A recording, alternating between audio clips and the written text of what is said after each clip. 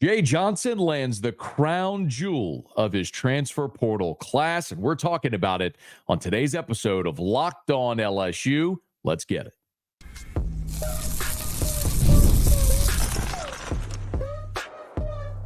You are Locked On LSU, your daily podcast on the LSU Tigers. Part of the Locked On Podcast Network, your team every day. Okay, let's get it. It is Locked On LSU. I'm your host, Matt Moscona. Thrilled to have you aboard with us here. Thank you for making us your first listen every single day. We are free, available wherever you get great podcasts, and of course, available on YouTube as well. So please subscribe on your favorite podcast app. Rate us, leave a review. If you're there on YouTube, smash that like button if you would, and subscribe. We appreciate you for being here with us. I got a lot of LSU football today. Defensive coordinator Blake Baker, with an exclusive interview on 104.5 ESPN Baton Rouge, mentions a sleeper at linebacker you're going to want to hear. And could a freshman defensive back find himself starting by the end of the season? Interesting comparison to a former All-American LSU defensive back. We'll get to that here in just a bit. But I got to start with the giant LSU baseball news. I'll remind you first, today's episode brought to you by FanDuel. Make every moment more as playoffs wind down. The sports stop sporting like we want them to. But this summer, FanDuel is hooking up all customers with a boost or a bonus daily. That's right. There's something for everyone every day, all summer long.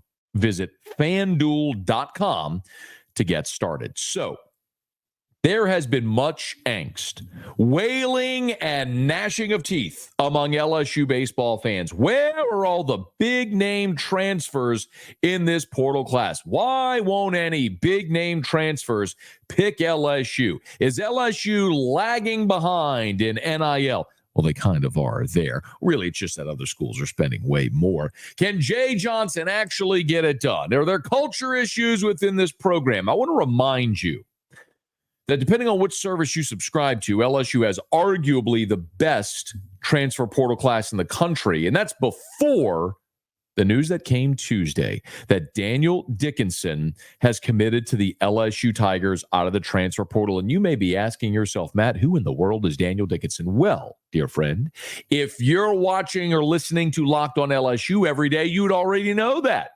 Because last week, when Gavin Keelan, who by all accounts was the number one position player in the transfer portal, shortstop from Louisville, projected first-round pick next year, when Gavin Keelan picked Tennessee over LSU, I told you that day right here that a name to watch was Daniel Dickinson. And Daniel Dickinson is an absolute stud from Utah Valley. Now, before you roll your eyes and scoff at the fact that he goes to Utah Valley, I'm going to get to that in a second. But here's what you have to know first. So Joe Doyle is a scout, guy who produces content as well for Future Star Series. He's on Twitter at Joe Doyle, MILB, consults major league teams. You can go check out his stuff there.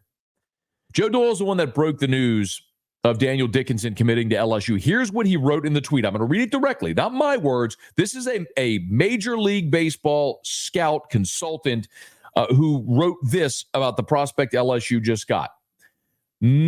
All caps, massive get for the LSU Tigers as Utah Valley infielder Daniel Dickinson is headed to Baton Rouge. Slashed 367, 469, 661 in 2023 with 18 homers and 32 stolen bases. A projected first-round pick in 2025 with similarities to Alex Bregman, pride of Richland, Washington. If you needed more, by the way, Joe Doyle also noted that currently in the Cape, in Cape Cod, where Dickinson is playing this summer, he has 41 plate appearances and one strikeout.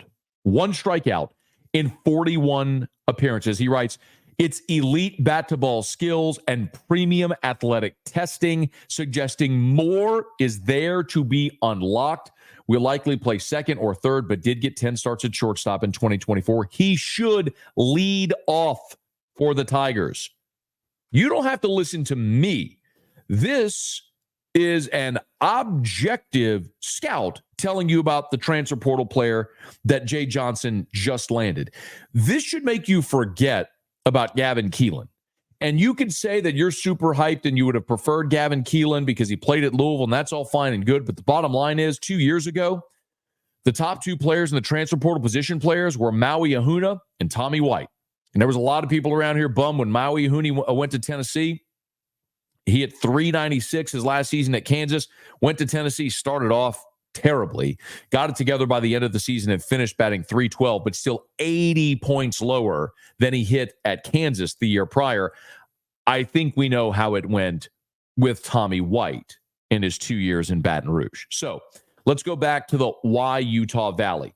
One of the things that Joe Doyle mentioned in that tweet is that Dickinson is the pride of Richland, Washington. That would be Washington State. So what you have here is a guy that was a prospect from a tiny town in Washington State, was not heavily recruited, and sometimes scouts miss. I actually spoke to one scout who was at one of the West Coast Showcase events and asked him about Dickinson and said Dickinson was one of those guys that was there, and most of the college scouts that were there, the college recruiters, were there to see the big name prospects. And so they left by the time Dickinson performed. Sometimes that happens. Sometimes good players from small schools just go unnoticed. And sometimes guys, as they get to be 18, 19, 20, develop into really good players. And that's what's happened here with Daniel Dickinson. So there's also another obvious connection, and I told you about this last week, and it's Eddie Smith. You might remember the name Eddie Smith. Eddie Smith played for Pulmonary at Notre Dame, and then coached at Tulane, was a recruiting coordinator, hitting coach. And then on Pulmonary's last two staffs at LSU, 2020 and 2021, Eddie Smith was LSU's hitting coach. Well, Jay Johnson gets hired. Eddie Smith gets the head coaching job at Utah Valley, where he recruited Daniel Dickinson. So a natural tie there made sense. And there's another part of this, though, that you have to know, and it is the NIL part of this. And I was able to confirm now by two different independent sources that LSU's offer for Gavin Keelan was $250,000. The richest NIL offer LSU had made in baseball. By the way, it was not an offer made by LSU's collective. So Jay Johnson must have gone, I don't know how, being very candid, Jay Johnson must have independently gone to boosters and that the handful of very ardent LSU boosters and gotten that offer together for Gavin Keelan. And Tennessee outbid LSU, and LSU offered $250,000. That should give you some perspective. Now, I do not know what the offer is or was for Daniel Dickinson in NIL, but you better believe it was a six-figure offer, and it got the deal done for LSU and landed them a massive prospect here. And as we start to look ahead to 2025 and what that infield looks like, and you can tell I'm excited about this because what I've told you is even before this news about Dickinson, that I could put together a roster for LSU based on what we already know. And it could be a really good team for next year. Now with Dickinson in the mix, who could play second, third, or short, my goodness, you just added a potential leadoff hitter that's going to hit 300 and could push 20 homers next year. Oh, by the way, and 30 stolen bases if you want it. I mean, what if Jared Jones comes back? Even if he doesn't. Hernandez, Yaman, Beck. Those three guys compete first base DH. Second base, Milam's back. If Braswell's back at short, you put Dickinson at third. If Braswell signs a pro contract, Milam or Dickinson likely play short. Tanner Reeves could play third. However you slice it, you got really good options. And then, by the way, you've got four infielders as part of this signing class. Cale Fountain, who, by the way, Cale Fountain and Michael Ryan were two high school signees, both in Kylie McDaniel's top 250 for this upcoming draft next week. So either one of those guys, in theory, could step in and win a job. Kaysen Evans and David Hogg, couple of high school shortstops, also part of this class. And I'm going to throw one more out to you. And I'm going to throw out Kucherak. I know Kucherak hit the transfer portal, but he went into the portal with a do not contact tag. Now, I can't confirm this, and I've tried. But if you're going into the portal and anticipating playing somewhere else, wouldn't you want schools to reach out to you? I think, and it's just a hypothesis, I think that Ryan Kucherak, went into the portal before the deadline just to give himself options to see if LSU was able to add any more players in the portal and what happened in the draft. Because what if you didn't add another player and Braswell signed? Well, now you have a real path to the field. Well, now you've added Daniel Dickinson. We'll see what happens with Braswell, but I'm just saying that's another one that you could keep an eye on. The point is, LSU right now, we know their outfield is going to be set and really good with Jake Brown, Ashton Larson, Josh Pearson's out there. Derek Curiel, one of the top outfielders in the country, coming in, said he's not going into the draft. He's coming to LSU. Chris Stanfield from Auburn. That's 5 guys right there, among whom you got to find 3. You're going to be really good. I just ran through the infield. There's one thing you need left, really 2. You could use a left-handed arm, and you need a backup catcher. And I've told you the one to watch is Bear Collins out at St. Mary's in California, and we'll see if they can add him. But if you add depth at catcher and one more left-handed arm, I think this team is ready to compete to get back to Omaha in 2025. Huge get for Jay Johnson as Daniel Dickinson picks the Tigers. Okay, the rest of the show today is football. Blake Baker gave an exclusive interview to Off the Bench on 104.5 ESPN Baton Rouge, and he talked about a sleeper linebacker, a name he mentioned unsolicited. I want to get to that next on Locked on LSU, your team every day. Man, I love sports, and I know you do too. It's literally why you're here watching this show right now. I love sports, and I never want them to stop. But when we get to the summer months, when the NHL, the Stanley Cup finals wrap up, the NBA finals wrap up, yes, you have Major League Baseball, and we're approaching the All-Star game. The Olympics are around the bend, but the sports really stop sporting like we want them to. But FanDuel lets me and you keep the sports going whenever we want. All you got to do, open the app, dream up bets anytime that you're in the mood. All summer long, FanDuel is hooking up all customers with a boost or a bonus daily. That's right. There's something for everyone every day, all summer long, over at FanDuel. I'm opening up the FanDuel app right now. So go to FanDuel.com, and start making the most out of your summer. If you want to bet on Major League Baseball, y'all, the All-Star game is coming up next week. You want futures bets. As a matter of fact, I'm looking at the homepage right now. There's MLB. There's Dinger Tuesdays. There's Boost Builders. There's 30% profit bonus. You can check them all out right there at the top of the app there at FanDuel. So go to FanDuel.com. Start making the most out of your summer. FanDuel, official sports betting partner of Major League Baseball. FanDuel.com.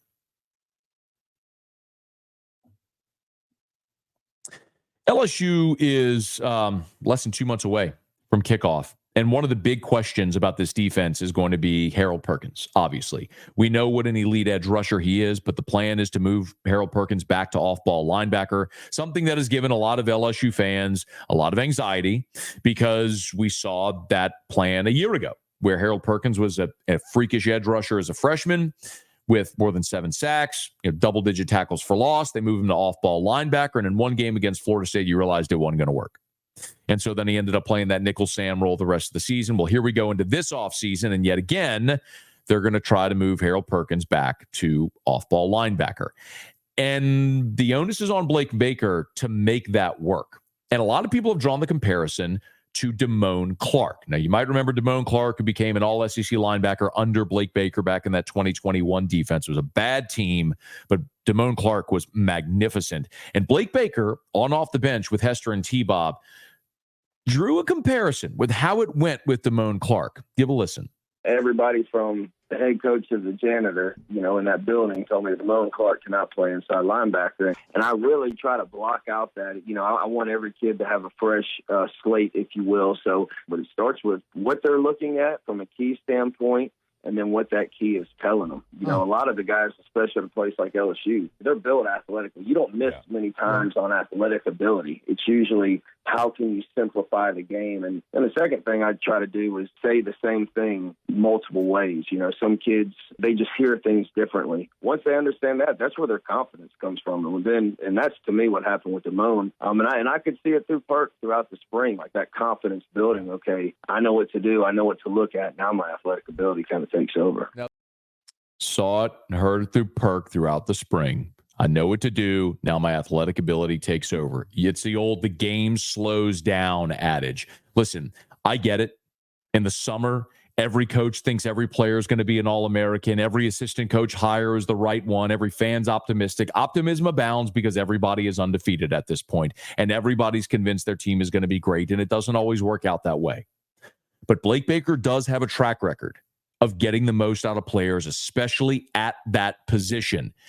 And if he can do it with Harold Perkins, you'll have a mighty good 1-2 punch with Greg Penn and Harold Perkins. Oh, by the way, everyone's really excited about Witt Weeks as well, after he had a really sensational freshman season last year. And some people thought he really honestly should have played more than he did a year ago. But it was none of those players that Blake Baker mentioned unsolicited. And anytime a coach mentions a player unsolicited, I'm always paying attention. I love to ask open-ended questions to coaches and players, because if you ask a leading question, you're leading them toward the answer. When you leave something open-ended, you let their brain go where it wants to go, and then they end up divulging what they really think.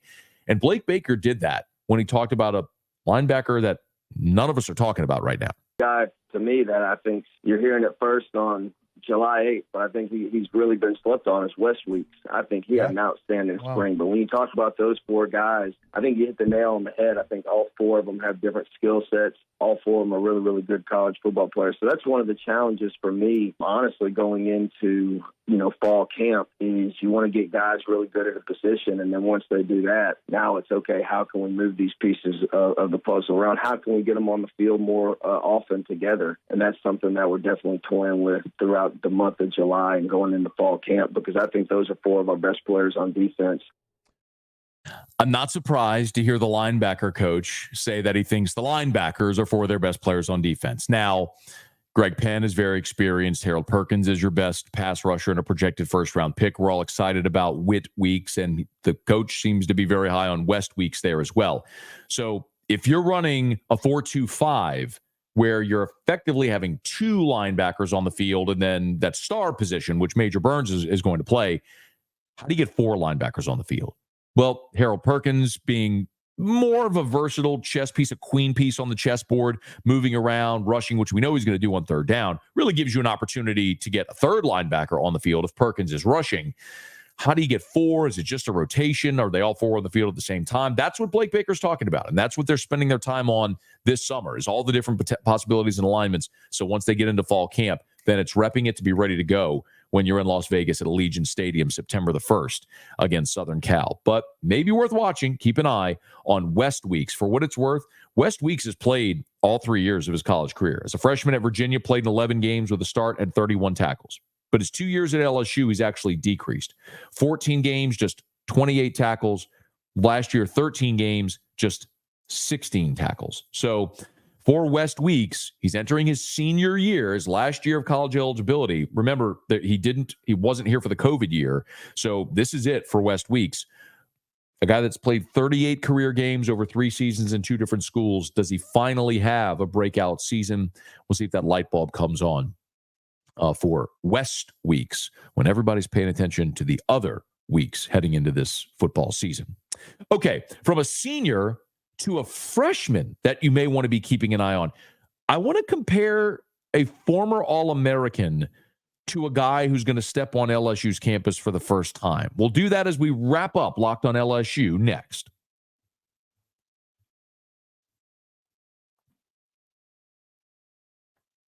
Every year when fall camp comes around, and this will be my 18th season covering LSU football, hard to believe, but it's true, I always go on the first day, and I love to look at the freshmen. And the reason is because, listen, I'm not the guy that goes to high school football games or, and scouts high school players or watches their high school film or anything like that. We hear about these guys sometimes for 1 and 2 and 3 years of their recruitment, and they finally show up on campus. So I'm always interested to see, okay, what do they look like? And to this day, I can remember the guys that are and were the most impressive physically I saw as true freshmen. Patrick Peterson always tops the list. He looked like as a freshman, looked like a linebacker playing corner. It was incredible. Terrence Tolliver, when he came in as a freshman, was he 6'6"? He looked like a pterodactyl. It was unbelievable to watch him play as a freshman. Corey Thompson is one that always stood out. If you remember, LSU missed pretty notoriously on Landon Collins. And the guy they got to replace Landon Collins in that class at safety was Corey Thompson. Corey Thompson had been a Texas A&M commit, and LSU flipped him. And Corey was an Adonis, and he was a really good player. He just battled injuries his whole career, and it was really unfortunate that injury sort of derailed him in what was otherwise a very good career for Corey Thompson. But those are the kind of guys that have always stood out to me when I first saw him. And maybe my fall camp freshman watch has to be adjusted now to spring because so many guys are early enrollees now. I mean, so many high school signees graduate early with an eye on being there for spring of their freshman season, or before their freshman season, so that way they have a better opportunity of playing as a freshman. And there was a player in spring that I looked at and I went, I recognize that guy. It was safety Deshaun McBride. And the first time I saw him, I said, that looks like Eric Reed. Now, I want to be very clear. Eric Reed became a first-team All-American and was a first-round draft pick. I am not telling you that a guy had just finished his first spring before his freshman season of college is going to be an All-American and a first-round draft pick. That is not what I'm saying. What I'm saying is the eye test. Physically, when I looked at Deshaun McBride for the first time, I said, that's what Eric Reed looked like when he was a freshman. So I went and checked myself today. Went back and looked up at Eric Reed's high school recruiting profile when he was coming out of Dutchtown. 6'2", 210. Deshaun McBride, 6'3", 202. So an inch taller, 8 pounds lighter, but very comparable. Eric Reed was the number 6 safety in America. McBride, the number 7 safety in America. Eric Reed was the number 58 player nationally in the composite. Now, McBride was number 96 nationally in the composite, but 247 rated McBride number 54 nationally. So you were talking about guys a little more than a decade apart, about a dozen years apart or so, that look, not 15 years apart, that look very similar. Local guys from local Greater Baton Rouge area high schools, Dutchtown and Denham Springs, that play the same position that look very similar. And I've pointed this out before. I'm going to say it again. Blake Baker, while he is a linebackers coach, emphasizes safety in his defense. 2 years as the defensive coordinator at Missouri, each of the 2 years, his top 2 tacklers were safeties. So we focus a lot on linebacker, and we should. But in 2 years at Missouri, defensive backs were the leading tacklers on Blake Baker's defenses. So I think there's a lot of opportunity there at safety. Now, I also should mention that Deshaun McBride on the LSU website, he has changed his name from McBride to Spears. So we are going to start referring to him as Deshaun Spears. Not that dissimilar from Patrick Peterson. Patrick Peterson, if you remember when he signed, was Patrick Johnson and then changed his last name to Peterson. Well, I remember Eric Reed's 2010 freshman season as well. And as a freshman in 2010, Eric Reed played in all 13 games, but he started the final 3. By the time you got to the end of the season, injuries and also performance thrust Eric Reed into a starting role. Now, I look at LSU's starting safeties, or what are the projected starting safeties. Sage Ryan has played in 31 career games with a dozen starts.